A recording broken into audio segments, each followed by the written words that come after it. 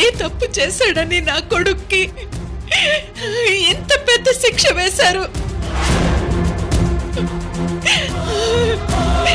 ఎందుకు ఎందుకు ఈ తల్లి మనసును వెలవెల్లాడిపోయేలా చేశారు? చెప్పండి, సమాధానం చెప్పండి. చూడు, ముకుందుకు నేను శిక్ష వేయలేదు. వాడి ఎదుగుదలలో పైకి రావడానికి చిన్న పరీక్ష పెట్టాను. నేను చేసిన ఛాలెంజ్లో ముకుందు గెలిచాడు అంటే డెఫినెట్గా ఎండి పోస్ట్కి అర్హత సాధించినట్టే. అందుకే ఛాలెంజ్ చేశాను.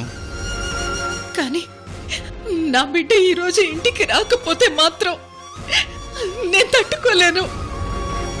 ఇంతకీ వాడెక్కడున్నాడు? అసలు వాడు బ్రతికున్నాడు లేదు అని ఒక్కొక్కసారి భయం వేస్తుందండి.